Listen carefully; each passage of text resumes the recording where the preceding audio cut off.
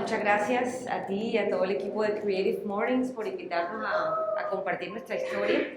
Es un placer estar aquí, les agradezco también su tiempo y su energía pues, para escuchar lo que tenemos hoy para compartir. Tengo una hoja de vida bastante ecléctica, formada como arquitecta, con una maestría en paisajismo, que fue lo que me llevó a trabajar en el zoológico, fue mi primer trabajo de regreso a Colombia y fue un cambio de dirección bastante extraño que me llevó a ser luego la directora del zoológico y ahora a dirigir un proyecto de conservación.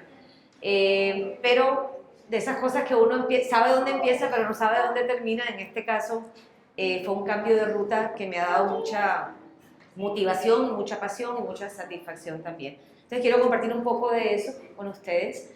Y el trabajo del proyecto Tití se los quiero compartir hoy a través de 3 historias, que al final trataré de conectar con el tema de riego, que es el tema central de la sesión del día de hoy. Entonces, bueno, la primera historia es Támara. Támara, siguiente, es una hermosa titica beciblanco hembra, pero tiene un temperamento terrible, muy mal geniada, muy dominante, muy caprichosa, pero ella necesita ser así para ser, digamos, la mamá de su familia. Porque en las familias de titíes cabeciblancos, la mamá es quien manda la parada, es la que dice dónde vamos a dormir esta noche, qué árbol vamos a escoger, es la que dice dónde vamos a comer, dónde vamos a descansar, y obviamente es la única que se reproduce en su familia. Entonces se necesita un carácter fuerte dentro de este, digamos, grupo social de matriarcado.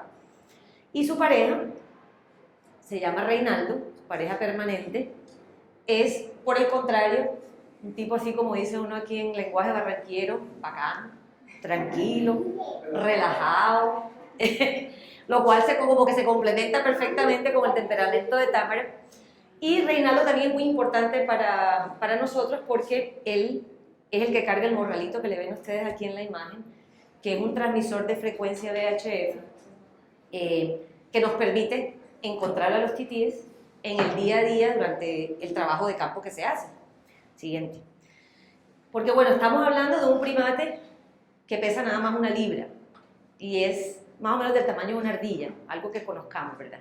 Y que normalmente se mantiene de 5 a 7 metros sobre el nivel del suelo, escondido pues entre, digamos, un bosque bastante verde, sobre todo en época de lluvia, y además no quiere a los humanos, porque los humanos lo cazan para tenerlo como mascota. Entonces es muy elusivo, es muy, digamos, defensivo, y no es fácil verlo en su medio natural. Entonces, siguiente, ahí vemos dónde están ubicados por aquí. Entonces no es fácil verlos y ese morralito que lleva Reinaldo en la espalda nos ayuda a nosotros, siguiente, a encontrarnos con esta antena, que es un sistema que se llama telemetría, y entonces digamos, morralito que tiene Félix aquí es como sintonizar una emisora y encuentra la frecuencia del morralito que lleva Reinaldo. Entonces, Félix y Soto son 2 compañeros de trabajo, biólogo y asistente, que tienen más de 25 años trabajando con el proyecto y son los encargados, digamos, de día a día estudiar a Támara, a su familia. Y miren su oficina, que es deliciosa, es diferente, un poquito calurosa y húmeda, bastantes mosquitos, pero ellos pues son, digamos, los reyes en ese aspecto. Siguiente, por favor. Bueno, en la familia de Támara y de Rey hay otro integrante que se llama Lee, y Lee es algo así como un solterón que no se ha ido de casa todavía, lo cual es raro porque en las familias de titíes apenas alcanzan, digamos, el estatus juvenil, ya prácticamente, como así como le dicen los papás a uno, como que ya está bueno, ya es hora de que te vayas y te busques tu pareja y te vayas a otra casa. Así sucede también en las familias de titíes, pero Lee tiene una particularidad y una habilidad muy importante para las familias de titíes, y es que es un excelente vigilante y está todo el tiempo pendiente de reducir cualquier amenaza que pueda, digamos, perjudicar a su familia. Y esas amenazas en el bosque para ellos son normalmente una boa, que se quiere comer el tití, o un ave rapaz, o mamíferos pequeños, digamos, que son los predadores en el medio natural. Entonces Lee tiene, digamos, esa función dentro de la familia, y cualquier amenaza que él ve, cualquier sonido extraño, él enseguida manda digamos, una voz de alarma, y ahí es donde Támara dice, bueno, vamos para acá, y nos vamos y nos escondemos por acá por otro lado. Entonces ahí van, digamos, integrándose como familia en la que cada uno tiene un rol, ¿verdad?, para protegerse de los predadores y para cuidarse los unos a los otros. Siguiente. Esta aquí es Angie, que es una hembra que tiene 2 años, está casi que alcanzando ya digamos, la edad juvenil, y se acaba de encontrar aquí un saltamontes bien delicioso, que evidentemente está disfrutando, como ven ustedes ahí. Aun cuando los titíes en su mayoría se alimentan de frutos, ¿verdad?, que crecen en el bosque, en las estaciones secas y húmedas, también de vez en cuando consumen insectos para proteína, es la fuente de proteína que ellos tienen, pero en menor cantidad y casi siempre en la época seca donde no hay muchos frutos. Pero obviamente es parte de su alimentación. Y ustedes disculpen ahí, esos son Soto, nuestro compañero Soto no es el mejor videógrafo que tenemos acá, entonces se ve todo. Siguiente, por favor. Y Angie nació en pareja, es decir, son gemelos, con Josh, que también nació, también está por alcanzar, digamos, la edad juvenil siguiente. Y cuando estaba pequeñito, pues siempre nos gusta mirar y recordar el día que lo estaban dejando solito moverse por las ramas porque les da mucho miedo, no les gusta soltarse, digamos, de la espalda de los papás, pero tienen que hacerlo, así como nuestros hijos tienen que aprender a caminar solos. A los titíes, los papás los dejan así, las pilas, tiene que aprender a moverse por los árboles y tiene que aprender a caminar solito, y entonces, bueno, no son cosas, son etapas de esas difíciles del crecimiento. Pero, siguiente, afortunadamente Támara es una excelente mamá, y además un caso especial con ese temperamento que tiene porque es el único tití que hemos estudiado nosotros por 14 años ya, lo cual por lo pronto dobla el tiempo que normalmente uno puede seguir a un tití en el medio natural. Después se lo come un predador o mueren pues a causa de causas naturales. Pero esta Támara con su temperamento ya tiene 14 años. La vimos nacer en el bosque y nos ha dado la alegría de traer un par de bebés cada año, 12 veces, o sea que ha sido, digamos, la fuente de nacimiento de 24 titíes, nada más en esta familia. Y los lleva y los cuida con mucha experiencia, ese pues a su mal temperamento, pues de mamá, digamos, brava y seria. Entonces, bueno, como ustedes ven, es una estructura muy similar a nuestras familias. Papá, mamá, hijos, los hijos se van cuando ya crecen y los hijos aprenden todo de los padres. Así es como son las familias de titíes cabeciblancos. Y llegando al tema siguiente, el caso de Támara, pues afortunadamente para Támara y para su familia, desde el proyecto Tití, uno de los impactos más importantes que hemos tenido en los últimos años es poder haber protegido hasta ahora 1.700 hectáreas de bosque que se dividen en 3 áreas protegidas que hemos logrado establecer. No solo para Támara y su familia, sino para muchos otros grupos de titíes que viven en ese bosque. Ellos viven por territorios. Pensemos como en una subdivisión familiar donde cada casa hay una familia. Exactamente así está parcelado el bosque. Y en estos bosques, pues, por lo menos en el bosque donde vive Támara hay por lo menos 20 familias, en el otro bosque quizás unas 50. Y ese beneficio de la familia de Támara no va solo para los otros titíes, sino también para una gran variedad de animales que coexisten en ese hábitat, en ese bosque. Y ahí les estoy mostrando solo algunos de esas maravillas que tiene nuestro bosque seco tropical, con primates, con mamíferos, con insectos, con reptiles, con aves, digamos que es verdaderamente sorprendente y que muy poco conocemos además. Entonces, proteger el hábitat del tití para el tití tiene los múltiples beneficios de darle vida y darle seguridad de un hogar a muchísimas otras especies que son parte de nuestra biodiversidad y de nuestra región Caribe. Siguiente. Porque es que hay algo muy importante y es la razón por la que usamos al tití como especie de bandera. Y es que nada más está en Colombia. En ninguna otra parte del mundo hay titíes en medio silvestre. Siguiente. No solo en toda Colombia, sino que nada más es un pedacito del país. Ahí están Atlántico, Bolívar, Sucre, Córdoba y un pedacito aquí del Urabá antioqueño, y Bolívar ni siquiera toda, sino un pedacito en la parte norte. Esa es el área de distribución histórica del tití. Entonces, como ustedes ven, Es una especie que a todos nosotros los caribeños costeños y todos colombianos en general nos debería importar mucho porque es un símbolo de nuestra naturaleza, de nuestra riqueza y de nuestro patrimonio natural. Siguiente. Pero tristemente, esto es lo que vemos y ahí es donde tocamos con el tema de riesgo. La pérdida de hábitat es la principal amenaza del tití porque a medida que se desarrollan económicamente las zonas, entonces se expande la ganadería, se expande la agricultura, se expande la minería, se expande el desarrollo urbano con muy poca planeación por parte de las autoridades, entonces se tumba y de pronto nos hemos quedado, siguiente, con muy poco bosque. Y también la caza para tenerlo como mascotas. Como no conocemos, no sabemos, no entendemos, decimos, ay, qué rico tener un primate de mascota, qué chévere, es diferente, es bonito, ese cabello blanco así espectacular, eso me va a hacer muy especial ante mis amigos y demás, y resulta que es una de las cosas que más impacta, ¿no? Que más impacta a esta especie en particular, pero a muchísimas otras. Lo cual significa dentro del, digamos, del vocabulario de las autoridades científicas de estos temas a nivel internacional es que está a un paso de extinguirse el medio silvestre. Ese es su mayor riesgo. Está a punto de desaparecer del medio silvestre. Lo cual significa que se acaba una especie que es únicamente nuestra. Y ahí es donde toca un poquito, o mucho, digamos, nuestro sentido de pertenencia, de orgullo y de protección del ambiente que tenemos alrededor. Entonces, siguiente.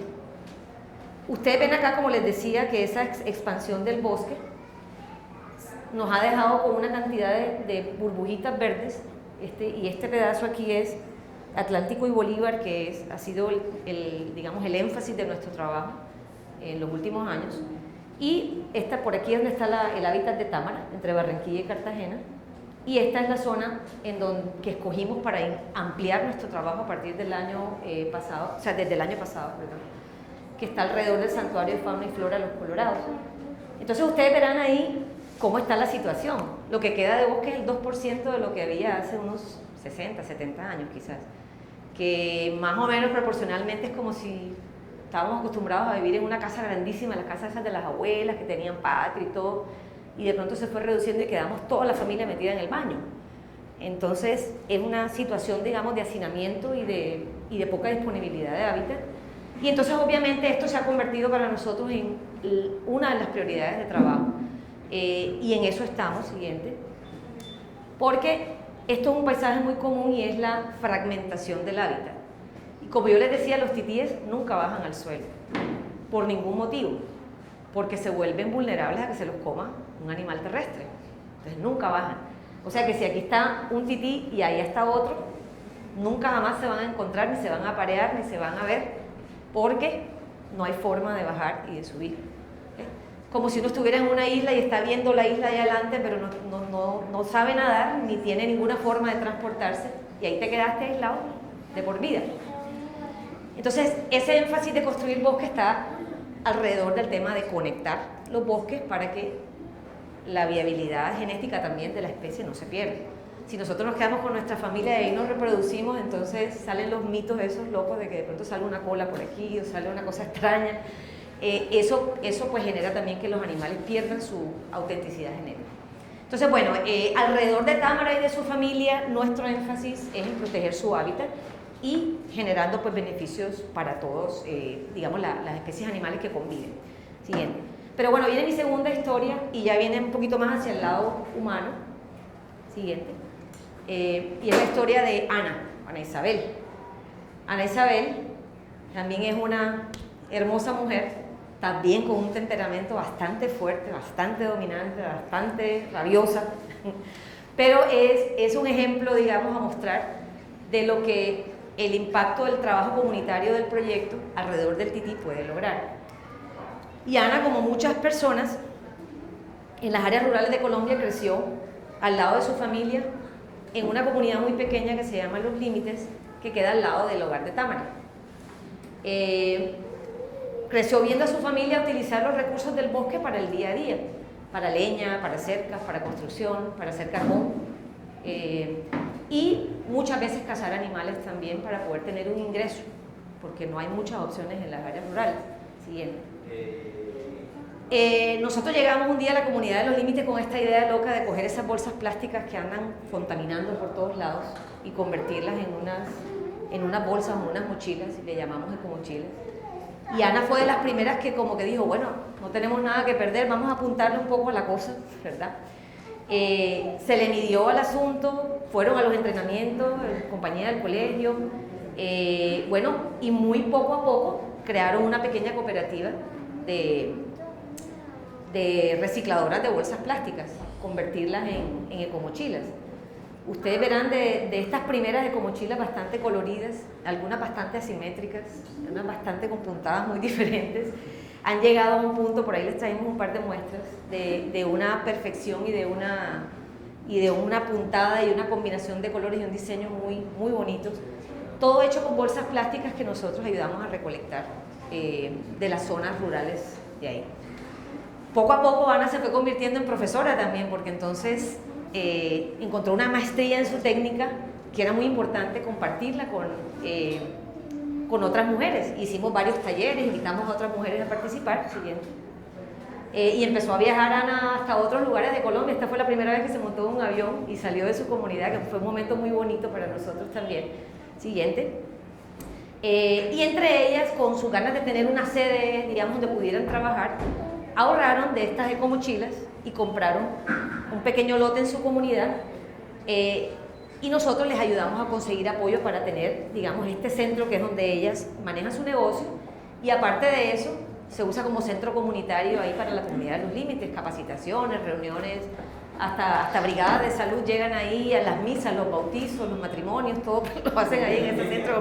Bueno, pero bueno, se ha convertido como, digamos, un centro comunitario que está muy relacionado con el titín. Siguiente.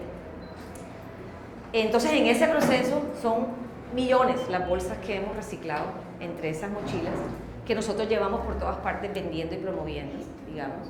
Y que, aunque la noticia de no utilizar bolsas plásticas es excelente, como lo decía la compañera, de todos modos nos ha dado la oportunidad de mover a la gente alrededor de una causa y alrededor de un tema que beneficia a la reducción de la contaminación, genera ingresos a las personas y nos ayuda a sensibilizar a la gente alrededor del tití. Es decir, es generar un ingreso de manera que no haya necesidad de ir a cazar y a tumbar árboles del bosque por motivaciones de subsistencia. Siguiente. Y bueno, se convierten en unas mochilas pues, de diferentes modelos, diferentes colores, nuevamente muy bonitas, que hemos podido llevar a muchos lugares y promover como parte del trabajo. Capacitaciones, empezaron, ahí está Ana por ahí también recibiendo una capacitación en cómo vender sus productos, pero también en la calidad del producto, en manejo administrativo. Están manejando un negocio, tienen que tener contabilidad, tienen que tener una cuenta bancaria, tienen que... Siguiente. Y también una cosa, ir a vender su propio producto. Esto fue en Expo Artesanías, hace un par de años en Bogotá, en donde ellas mismas contaron su historia, y ustedes verán ahí todos los modelos y las formas de las mochilas. Y entonces algo que nos, además se ha convertido en una presentadora y en una, digamos, manejo de medios, pues excelente, Anita. Y algo que nos hizo sentir muy orgullosos de Ana fue la nominación que le hicieron para el premio ecuatorial que lo dan las Naciones Unidas. Se lo ganaron en el año 2002. Y esto fue en Río +20, que decías tú. Ana fue a Brasil, a Río de Janeiro, a recibir el premio en nombre de sus artesanas. Entonces, verla a ella ahí parada al lado de personalidades de las redes ambientales a nivel mundial, fue un tremendo orgullo. Además nos fuimos de compras, compramos el vestido, el tal, ¿verdad? Todo eso fue además una experiencia muy bonita para ella. Y resistirse a gastarse la plata fue muy difícil, persuadirlas y acompañarlas, siguiente, para que invirtieran muy bien el dinero. Se compraron unas vaquitas, invirtieron en una pequeña granja orgánica, que aquí Kevin nos ayuda también, nos ha ayudado en esto. Entonces digamos, es en realidad un cambio de mentalidad de que todo lo que tengo me lo gasto, y estamos pensando en hoy nada más, y empezar a pensar en que estamos invirtiendo en la seguridad de nuestra familia y de nuestros hijos, y obviamente de una manera pues que no afecta al medio ambiente. Siguiente. Ana pudo mudarse de su casa, donde vivía en un cuarto con sus 3 hijos, con su mamá, y pudo hacer su casa a punta de las inversiones que fue, digamos, acumulando en 10 años de trabajo con las ecomochilas. Y bueno, su hija está estudiando en el SENA para ser arquitecta y sus otros 2 hijos estudian todavía en el colegio, pero digamos que empieza uno a ver un beneficio verdaderamente tangible de participar en un proyecto comunitario que tiene todo este componente ambiental. Siguiente.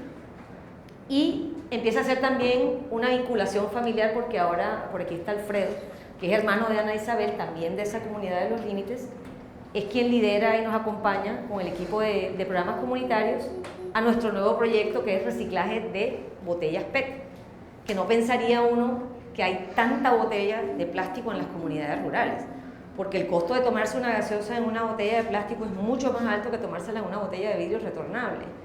Pero miren, cada semana se están recogiendo 200 kilos, Carlos. Entre 200 y 400 kilos de plástico en 8 comunidades alrededor del bosque. Siguiente.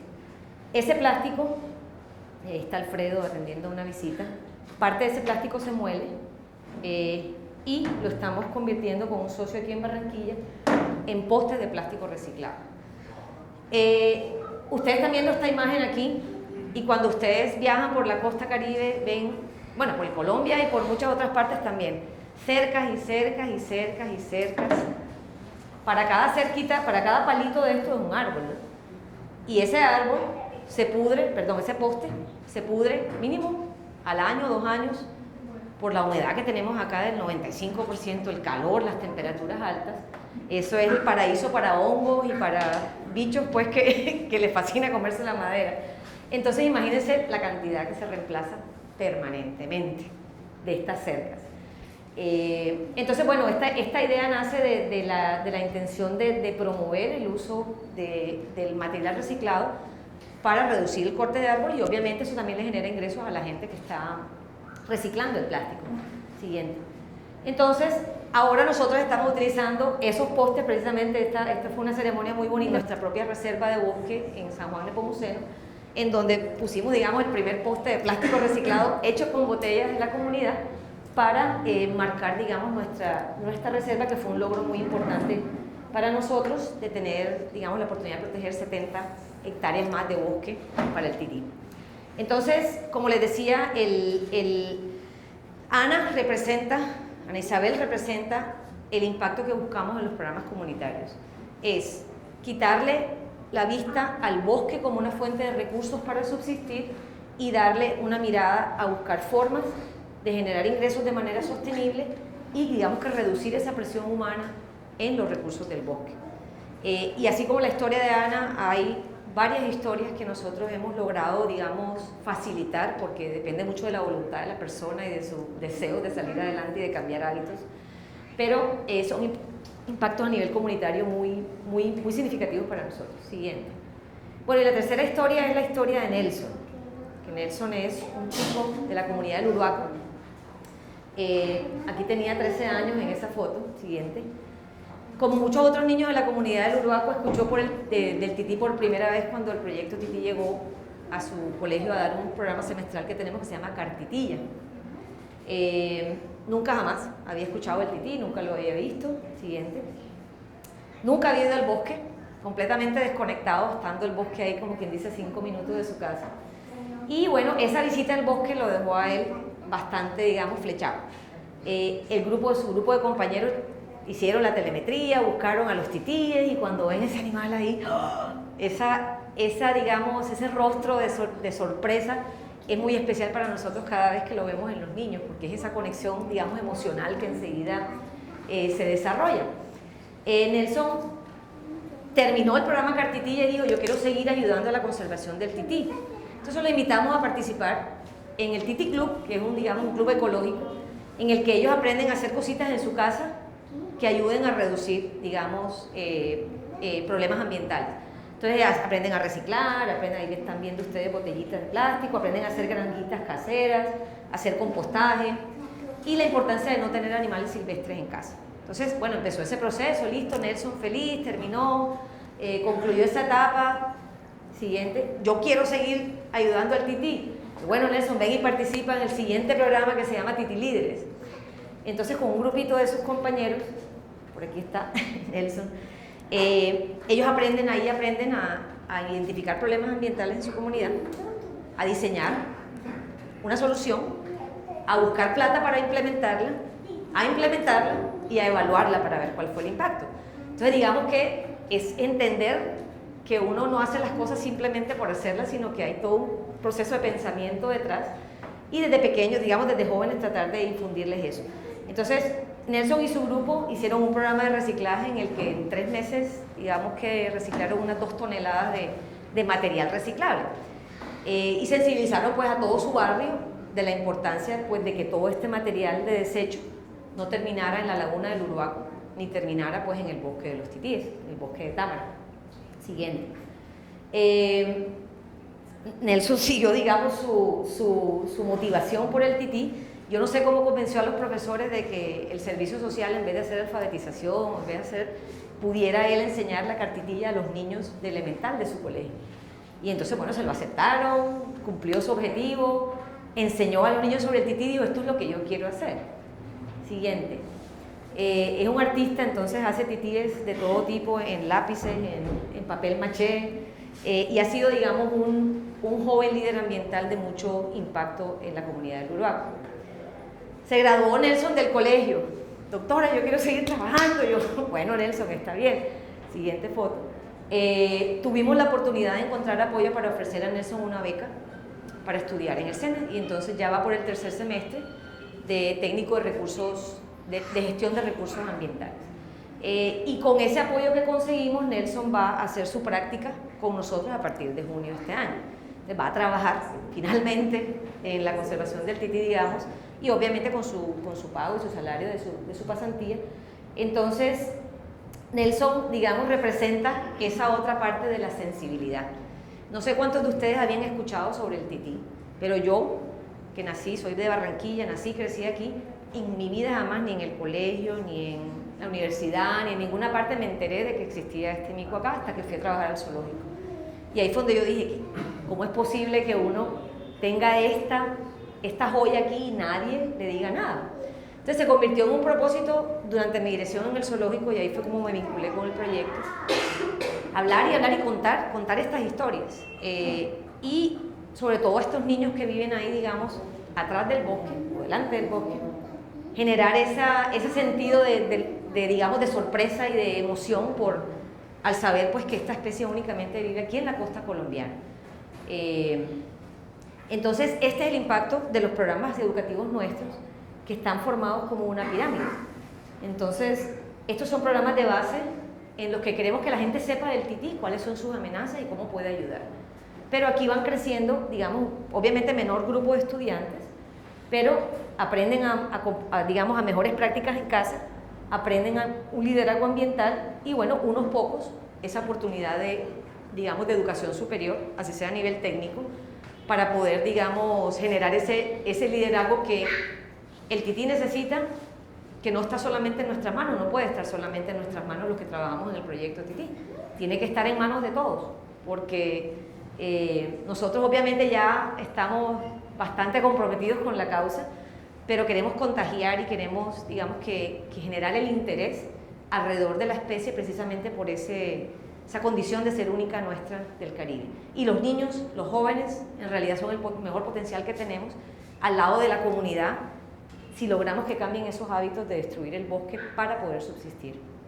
Siguiente.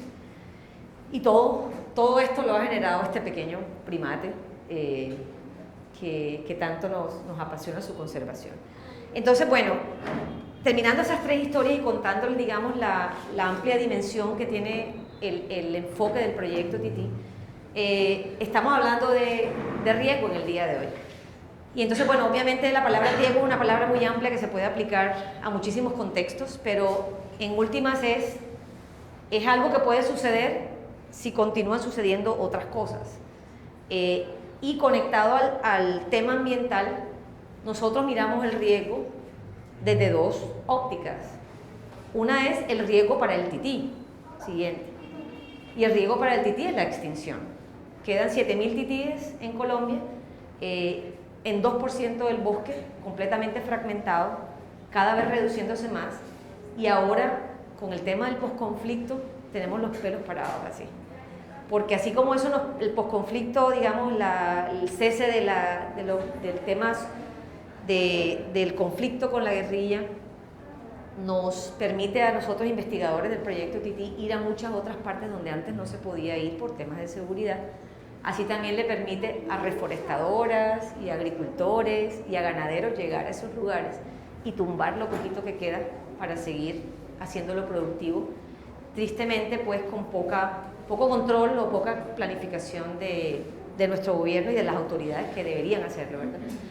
Entonces el riesgo que tiene el tití es extinguirse, pero nosotros podríamos decir, bueno, se extingue el tití, sí, pobrecito, tan lindo que era, bonito el animal, únicamente costeño, pero ¿y por qué nos debe importar el mico a nosotros? ¿Cuál es para mí, Rosamira Guillén, barranquillera, que vive en la ciudad, cuál es el impacto?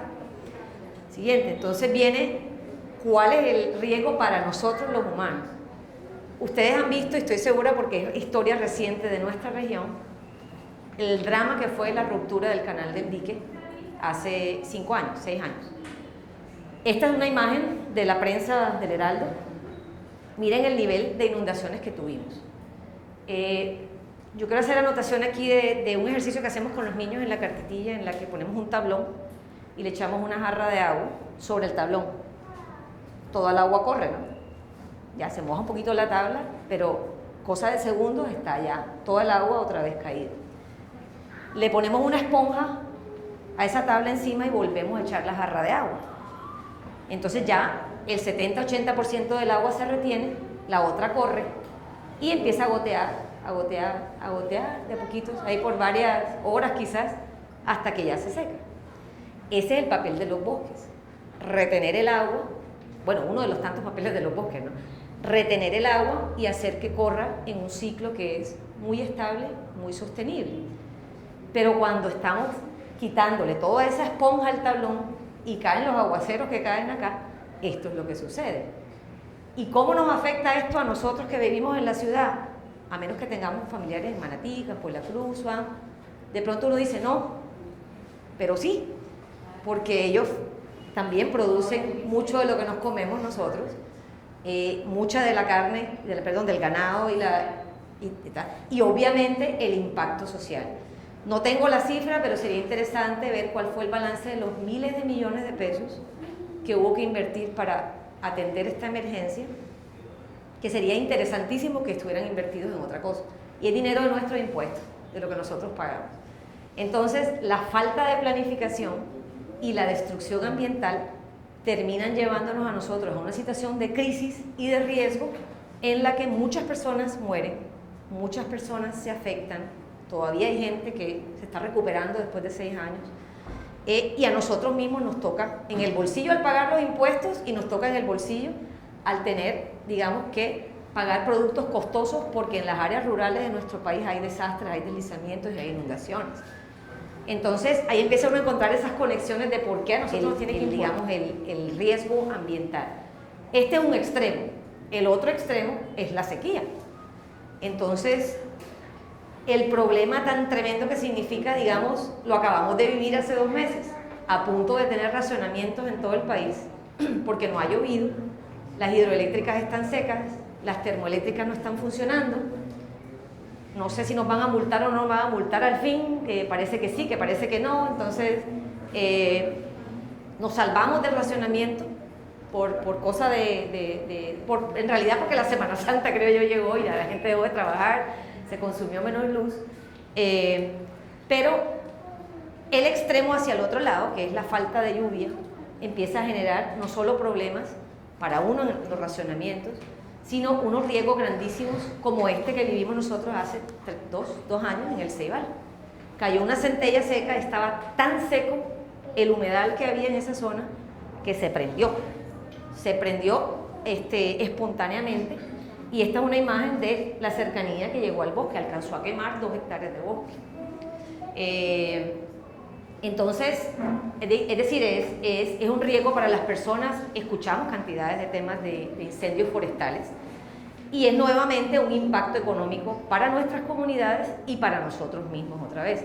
Aparte pues de lo que nos toca en términos de que haya que ahorrar luz, que haya que hacer racionamientos o que nos pongan multa porque consumimos más luz que el año pasado porque justo vino la visita de Bogotá y entonces hubo que prender el aire porque qué calor y entonces digamos desde el punto de vista humano el riesgo nosotros lo vemos en estos dos extremos. Ambos nos impactan, vivamos en la ciudad, vivamos en el bosque, vivamos en las rurales, donde sea que vivamos. Y obviamente al motivo, digamos, o a la especie de bandera de nuestro trabajo, que es el tití cabeciblanco como un riesgo de extinción. Entonces, bueno, la invitación para no dejarlo en la nota negativa, porque la idea era compartir, digamos, el optimismo que manejamos nosotros del proyecto Tití, es que cada quien tiene una forma, o sea, cada quien tiene el potencial y el poder de actuar y de aportar su grano de arena a una causa como esta. Entonces, siendo sensible al riesgo, informándose de qué es lo que yo puedo hacer para de alguna manera revertir o reducir ese riesgo, está en cada uno de nosotros. Si reciclamos en la casa y producimos menos basura, si en vez de comprar una botella de agua cada día, compramos una botellita y la llenamos ya el agua es buena, de calidad, en la pluma, en la llave. Si, bueno, compramos ecomochilas y ayudamos a ver para no gastar tanta bolsa, o si compramos los peluches que hacen las muchachas, eso relacionado con nuestro proyecto, pero independientemente de eso en casa, cada uno tiene el poder de cambiar digamos, ese impacto. Por ahí leyendo varios libros que estamos ahí revisando en la oficina, hay una cita de la Madre Teresa que dice, o sea, si miro a las masas, me da susto y no actúo. Si miro a la persona, me siento que puedo actuar. Entonces a veces uno dice, no, pero es que este problema es muy grande, yo no puedo hacer nada, yo soy una persona entre 2 millones que vivimos en Barranquilla, no puedo hacer nada, pero sí puedes. Puedes convencer a tus hermanos, puedes convencer a tu familia, puedes cambiar los hábitos en tu casa y puedes ayudar a una persona a salir adelante. Es un impacto grande. Entonces estas historias, digamos, ese es nuestro enfoque. Y es un enfoque positivo, es un enfoque si se puede, es un enfoque de trabajar con las autoridades y lograr que haya espacio para la industria y para la economía y que haya espacio también para el medio ambiente. Entonces, yo les agradezco mucho por escucharme, por escuchar estas historias en el día de hoy y por hacer la reflexión que genera este espacio, que es a nivel personal, ¿qué estoy haciendo yo para evitar ese riesgo? Y obviamente que ese desazón que le da a uno como que no estoy haciendo nada, no sea como que no, yo no voy a hacer nada, no, que me motive a ver qué es lo que yo voy a hacer para el tití y para el bosque en general. Listo. Muchísimas gracias.